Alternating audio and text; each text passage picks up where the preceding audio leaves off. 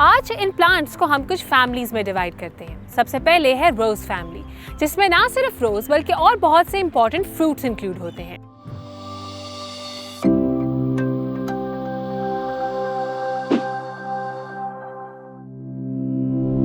The development of seed played a huge role in the evolution of plants, but what it led to is more interesting. Today, the food we eat and the soothing sight of colorful flowers we see around wouldn't have been possible without this seed getting developed. Angiosperms वो modern plants हैं जिनमें fertilisation के बाद ovule fold हुआ और margins के साथ fuse कर गया। This led to the development of what we call an ovary. इसी ओवरी की वजह से ये प्लांट्स फ्लावर्स, फ्रूट्स और सीड प्रोड्यूस करते हैं and we consider them as the most evolved of all the plants on the earth.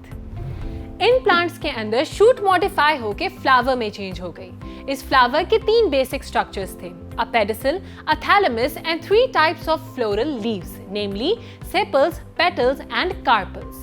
Sepals और petals स्टेमन और कार्पल को प्रोटेक्ट करते हैं, जो कि बेसिकली इस फ्लावर के इंपॉर्टेंट रिप्रोडक्टिव स्ट्रक्चर्स हैं।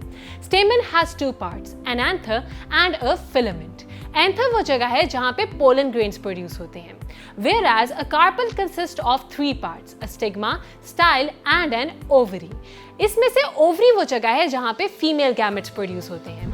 एक फ्री फ्लोटिंग पोलन स्टिग्मा के ऊपर आके लैंड करता है। इस पोलन के अंदर 2 तरह के सेल्स मौजूद होते हैं, a tube cell and a generative cell.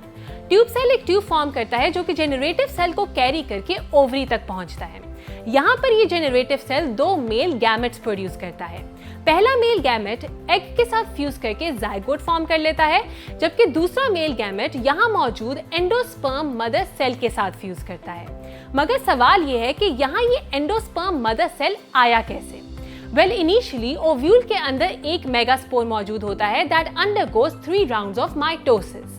इसका मतलब this single nuclei first gets divided into 2, then into 4 and ultimately into 8। यहाँ कुछ इंटरेस्टिंग होता है, ये ओव्यूल इन 8 न्यूक्लियाई की मदद से 7 फीमेल गैमेट्स प्रोड्यूस करता है, which tells that not every cell will have a single nucleus. इनमें से कोई एक सेल ऐसा होगा जिसके पास डबल न्यूक्लियाई मौजूद होंगे, और वही है हमारा एंडोस्पर्म मदर सेल। ये सेल एक मेल गैमेट के साथ फ्यूज करता है और एंडोस्पर्म टिश्यू फॉर्म होता है।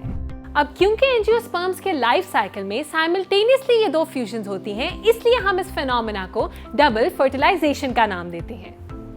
आज इन प्लांट्स को हम कुछ फैमिलीज में डिवाइड करते हैं। सबसे पहले है रोज फैमिली, जिसमें ना सिर्फ रोज बल्कि और बहुत से इंपॉर्टेंट फ्रूट्स इंक्लूड होते हैं। Then we have the potato family.